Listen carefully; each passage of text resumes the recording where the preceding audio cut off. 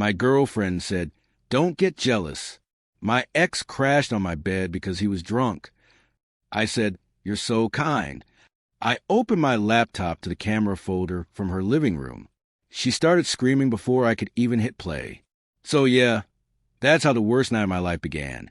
And honestly, just typing this out still makes my pulse jump a little, because the whole thing felt like watching a train wreck in slow motion while knowing you're the one tied to the tracks. My name's Ethan, I'm 33. And for the last 9 years, I've worked as a home security technician. Smart locks, camera setups, full surveillance layouts for people who want to feel safer in their own homes. Never thought my own system would end up detonating my relationship. But here we are. I met my girlfriend, well, ex-girlfriend now. Melissa at a 4th of July cookout, hosted by a mutual friend. She just moved into this cute little one-bedroom condo and was constantly joking about being terrified of every noise in the hallway. My buddy shoved me toward her and said, "This guy literally makes his mortgage off paranoid homeowners. Talk to him." It turned into a long conversation, then coffee, then dates, then something that felt like love. Within 7 months, we were basically living at each other's place, bouncing between her condo near downtown and my apartment closer to the suburbs. We talked about moving in officially someday, but we enjoyed our spaces enough that the slow pace felt fine. Early on, I installed a full camera system in her place as a gift. Ring doorbell, 3 indoor cameras in common areas, motion-triggered recording, cloud storage, the whole package. And before anyone jumps at me, yes, she agreed to everything fully, written consent, admin access on her phone, user access on mine, very standard protocol. I treat all installations the same, even for someone I'm sleeping next to. It keeps things clean. The cameras basically sat there unnoticed most of the time. Melissa liked having notifications when packages arrived or when her dog sitter came by. I never once turned a camera on manually when she was home. I'm not a stalker. I had zero interest in catching her doing anything, at least until the night everything broke. 3 weeks ago, I had flown to Denver for a 4-day contract job installing a high-end system for a wealthy couple who wanted full integration with their vacation home. Long days, lots of heat, tons of wiring, and honestly, all I wanted when I got back was a shower, some takeout, and the feeling of Melissa curled up against me complaining that I smelled like drywall.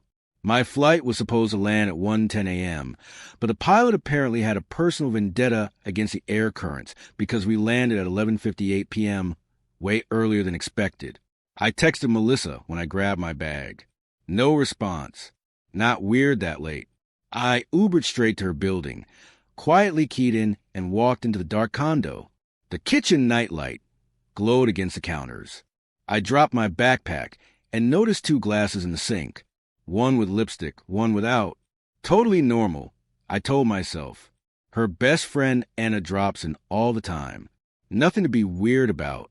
I headed into the bedroom, trying to be quiet. Melissa was under the covers, breathing slow. I grabbed my toiletry kit and stepped into the bathroom.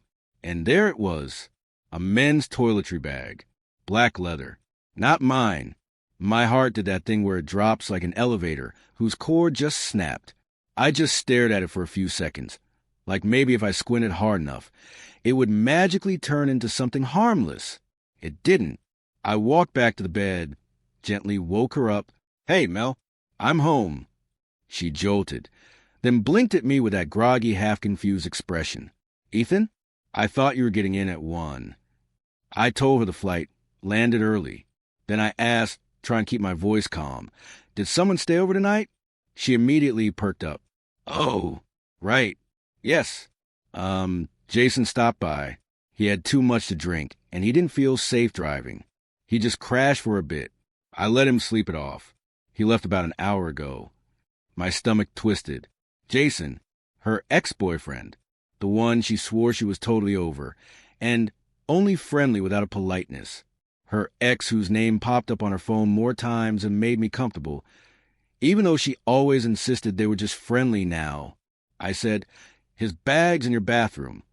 She hesitated, just for a tiny second, but I caught it. Then she launched into some explanation about how he'd been staying in a hotel because his roommate had mold issues, and maybe he accidentally left his bag behind. It didn't feel right. Nothing about the scene felt right. She looked anxious, kept fiddling with the sheets. She wouldn't make eye contact. He was drunk, Ethan. Seriously, don't get jealous. I nodded. I trust you. Total lie. But saying anything else at that moment would have blown the whole situation open without evidence. So I told her I needed to unwind and check emails. She rolled over and went back to sleep. I went to the living room, shut the laptop, and sat there staring at the login screen for a solid 30 seconds. I wasn't going to check the cameras. I never checked the cameras when she was home. But now I had a damn good reason to. I logged in, opened the cloud storage. The most recent clip was timestamped 11:09 p.m. front door camera. A man leaving her place. Jason. I knew his face from pictures she'd shown me. I replayed it. He wasn't stumbling. He wasn't dizzy. He wasn't remotely drunk. And Melissa, standing in the doorway, in a robe, kissed him goodbye. Not a polite peck. Not a friendly cheek tap. A real kiss. I felt like someone had dumped ice water down my spine. Still, I kept going. I scrolled back to see when he'd arrived.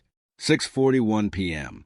That night, sober, with an overnight bag and a bottle of wine. The hallway camera caught them kissing the second the door shut. The living room camera caught them curled up on the couch, drinking wine, laughing, holding hands. Then they walked into the bedroom. I stopped the footage there. The bedroom didn't have a camera. Thank God. Or maybe not. My brain was spinning. And of course, because Payne apparently enjoys company, I checked earlier days. He'd been over 3 times during my trip, twice overnight. I sat there staring at the paused frame of Melissa, leaning into him like he was her boyfriend, and not the guy she used to cry to me about. Eventually, I walked back to the bedroom and woke her up again. We need to talk. She blinked irritably. What now? This Jason thing is bothering me. I just want some reassurance. Ethan, I told you he was drunk. Don't start this jealousy crap. So he only came tonight? Yes. And he left at 11? Yes. She was annoyed, defensive. You're acting paranoid. Okay, I said softly. Let me show you something. She paled instantly, like she already knew. I brought the laptop, sat on the edge of the bed, didn't even hit play. I just opened the camera folder. The thumbnails alone were enough. She started screaming. You spy on me? You're sick. This is a violation. Melissa, you knew about the system. You approved the system. You signed paperwork. You invaded my privacy. I only checked because you lied. I turned the screen toward her.